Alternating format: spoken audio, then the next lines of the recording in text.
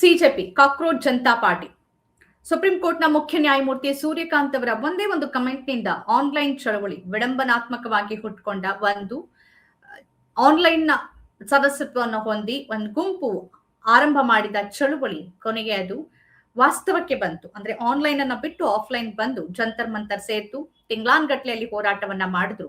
ಯಾರು ಕೂಡ ಕೇರ್ ಮಾಡಲಿಲ್ಲ. ಆದ್ರೆ ಕೊನೆಗೆ ಸಂಸತ್ ಚಲೋ ಸಂದರ್ಭದಲ್ಲಿ ನಡೆದ ಒಂದು ಘಟನೆಯಿಂದ ಸಿಜೆಪಿ ತನ್ನ ಪ್ರಾಬಲ್ಯವನ್ನ ತೋರಿಸ್ತು. ಆ ಮುಖಾಂತರವಾಗಿ ಯಾರಿಗೂ ಬಗ್ಗೋದಿಲ್ಲ ಅಂತಿದ್ದ ಒಂದು ಸರ್ಕಾರ ಮತ್ತು ಅದರ ನಂಬರ್ 3 ಪೊಸಿಷನ್ ಅಂತಾನೆ ಕರಿಬಹುದು ನಾವು ಬಹುತೇಕವಾಗಿ, ಧರ್ಮೇಂದ್ರ ಪ್ರಧಾನ್ ಶಿಕ್ಷಣ ಮಂತ್ರಿ ರಾಜೀನಾಮೆಯನ್ನ ಅನಿವಾರ್ಯವಾಗಿ ಕೊಡಬೇಕಾಯ್ತು.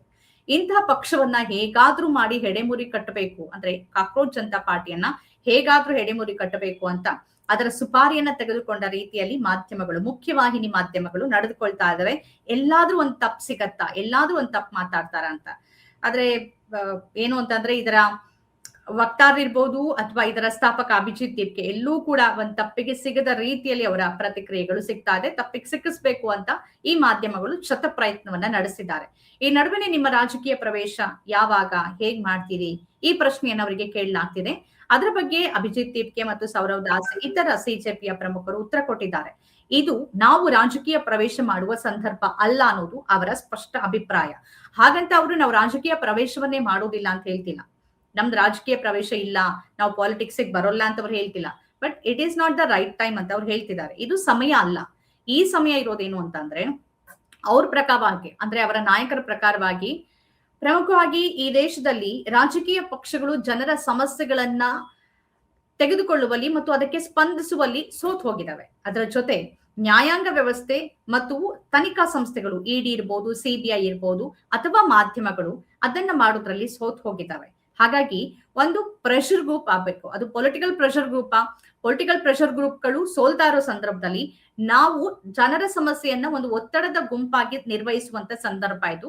ನಾವು ರಾಜಕೀಯ ಮಾಡುವ ಸಂದರ್ಭ ಅಲ್ಲ ಅನ್ನೋದು ಅವರ ಸ್ಪಷ್ಟ ಅಭಿಪ್ರಾಯ. ಪಾಲಿಟಿಕ್ಸ್ಗೆ ಎಂಟ್ರಿ ಆಗ್ತೀವಿ, ಬಟ್ ಈ ಟೈಮ್ ಅಲ್ಲ. ಈ ಟೈಮ್ ನಾವೊಂದು ಚಳುವಳಿಯಾಗಿ ಜನರ ಸಮಸ್ಯೆಯನ್ನ ಇದೇ ರೀತಿಯಾಗಿ ಎತ್ತೋದೇ ಸರಿಯಾದ ಮಾರ್ಗ ಅನ್ನೋದು ಅವರ ಅಭಿಪ್ರಾಯ ಆಗಿದೆ. ಪ್ರಮುಖವಾಗಿ ಅವ್ರು ಹೇಳ್ತಿರೋದು ನಿಜ ಇದೆ.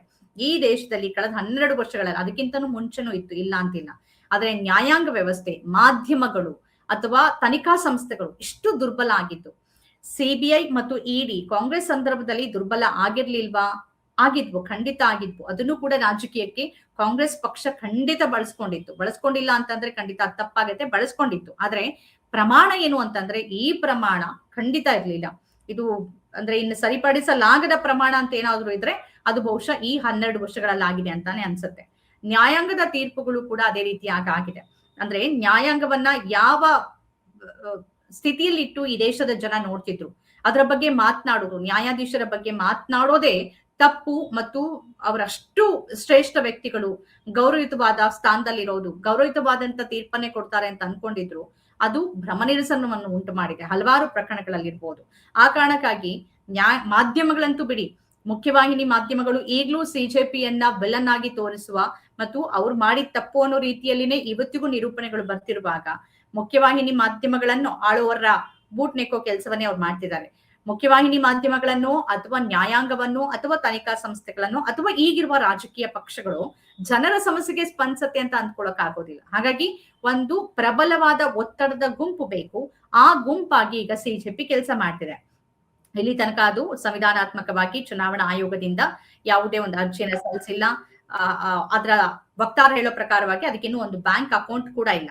ಸಂವಿಧಾನದ ಆರ್ಟಿಕಲ್ 19 ಹೇಳೋ ರೀತಿಯಲ್ಲಿ ಅಂದ್ರೆ ಸಂಘ ಸಂಸ್ಥೆಯನ್ನ ರಚಿಸುವ, ಗುಂಪು ಸೇರುವ ಆ ಹಕ್ಕನ್ನ ಬಳಸ್ಕೊಂಡು ಅವರೊಂದು ಆನ್ಲೈನ್ ಚಳುವಳಿಯನ್ನ ಆರಂಭ ಮಾಡಿ ಅದನ್ನ ಒಂದು ಗುಂಪಾಗಿ ಹೋರಾಟವನ್ನ ಶಾಂತಿಯುತವಾಗಿ ಮಾಡ್ತಿದ್ದಾರೆ. ಈ ಶಾಂತಿಯುತ ಹೋರಾಟಕ್ಕೆ ಸಂವಿಧಾನದ ಬೆಂಬಲ ಕೂಡ ಇದೆ. ಹಾಗಾಗಿ ಅದಕ್ಕೆ ಯಾವುದೇ ರೀತಿ ತೊಂದರೆ ಇಲ್ಲ. ಆದ್ರೆ ಅವ್ರ ಹಣಕಾಸನ್ನ ಬಳಸ್ಕೊಳ್ಳಕ್ಕೆ ಅಥವಾ ಬೇರೆ ಏನಾದ್ರೂ ಕೆಲಸ ಮಾಡೋದಕ್ಕೆ ಅದಕ್ಕೆ ಒಂದು ರಿಜಿಸ್ಟ್ರೇಷನ್, ಒಂದು ಸಂಘವಾಗಿ ರಿಜಿಸ್ಟರ್ ಆಗೋದು ಅಥವಾ ಪೊಲಿಟಿಕಲ್ ಪಾರ್ಟಿ ಆಗಿ ರಿಜಿಸ್ಟರ್ ಆಗೋದು ಮುಖ್ಯ ಆಗತ್ತೆ.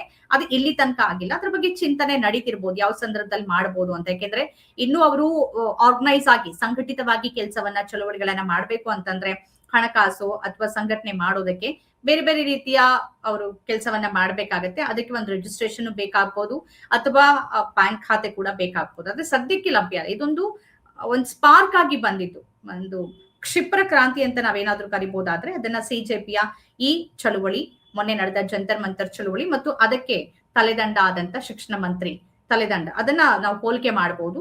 ಅದಿನ್ನೂ ಆರ್ಗನೈಸ್ ಆಗ್ಬೇಕು ಅಂದ್ರೆ ಬೇರೆ ರೀತಿಯಲ್ಲಿ ಆಗ್ಬೇಕಾಗತ್ತೆ, ಅದನ್ನ ಅವರ ಮಾಡಬಹುದು ಅಂತ ಅನ್ಸುತ್ತೆ. ಅದನ್ನ ರಾಜಕೀಯ ಪಕ್ಷವಾಗಿ ನೋಂದಾವಣಿ ಮಾಡ್ಬೇಕಾ ಅಥವಾ ಒಂದು ಸಂಘ ಸಂಸ್ಥೆಯಾಗಿ ನೋಂದಾವಣಿ ಮಾಡಿ ಸಾಮಾಜಿಕ ಹೋರಾಟಗಳನ್ನ ಮಾಡ್ಕೊಂಡು ಹೋಗ್ಬೇಕಾ ಅಂತ. ಆದ್ರೆ ಅವ್ರ ಸ್ಪಷ್ಟ ನಿಲುವೇನಿದೆ ಅಂತಂದ್ರೆ ಇದು ರಾಜಕೀಯ ಪ್ರವೇಶಕ್ಕೆ ಸೂಕ್ತ ಸಮಯ ಅಲ್ಲ, ಇದು ಜನರ ಸಮಸ್ಯೆಯನ್ನ ಸಂಘಟಿತವಾಗಿ ಜನ ಬೆಂಬಲ ಮತ್ತು ಒತ್ತಡದ ಮುಖಾಂತರವಾಗಿ ಸಾಧಿಸುವ ಸಮಯ ಅನ್ನೋದು ಅವ್ರ ಸ್ಪಷ್ಟ ಅಭಿಪ್ರಾಯ. ಅಷ್ಟಕ್ಕೆ ಸೀಮಿತ ಆಗಿದೆ. ನೋಡ್ಬೇಕು ಇವ್ರು ಹೇಗೆ ಇದನ್ನ ಮುಂದುವರಿಸ್ಕೊಂಡು ಹೋಗ್ತಾರೆ ಅಂತ. ಬಹಳ ಪ್ರಬುದ್ಧವಾಗಿ ಮಾತಾಡ್ತಿದ್ದಾರೆ ವಕ್ತಾರಿರ್ಬೋದು ಅಥವಾ ಅದರ ಸಂಸ್ಥಾಪಕರು. ಇದೇ ರೀತಿಯಾಗಿ ಮುಂದುವರೆದುಕೊಂಡು ಹೋಗತ್ತಾ ಗೊತ್ತಿಲ್ಲ, ನೋಡ್ಬೇಕಾಗತ್ತೆ. ನಮ್ಮ ಕಾರ್ಯಕ್ರಮಗಳನ್ನ ನೀವು ನೋಡ್ತಾ ಇದ್ರೆ ನಮ್ಮ ಚಾನೆಲ್ ಅನ್ನ ಸಬ್ಸ್ಕ್ರೈಬ್ ಮಾಡಿ, ಪಕ್ಕದ ಬೆಲ್ ಐಕಾನ್ ಒತ್ತಿ ನಮ್ಮನ್ನ ಬೆಂಬಲಿಸಿ. ಹಾಗೆ ನಮ್ಮ ಕಾರ್ಯಕ್ರಮಗಳನ್ನ ಲೈಕ್ ಮಾಡಿ, ಕಮೆಂಟ್ ಮಾಡಿ, ಅದನ್ನ ಬೇರೆಯವರಿಗೂ ವಾಟ್ಸ್ಆಪ್ ಮೂಲಕ ಶೇರ್ ಮಾಡಿ. ನೀವು ಹೀಗೆ ಮಾಡಿದಾಗ ನಮ್ಮ ಚಾನೆಲ್ ಇನ್ನಷ್ಟು ಮತ್ತಷ್ಟು ಜನರಿಗೆ ತಲುಪಲು ನೀವು ನಮ್ಮೊಂದಿಗೆ ಸಹಕರಿಸಿದ ಹಾಗಾಗುತ್ತೆ. ಇದು ನೀವು ಯಾವುದೇ ಖರ್ಚಿಲ್ಲದೆ ಕೆಲವೇ ಸೆಕೆಂಡುಗಳಲ್ಲಿ ನೀಡಬಹುದಾದ ಸಹಕಾರ. ಧನ್ಯವಾದಗಳು.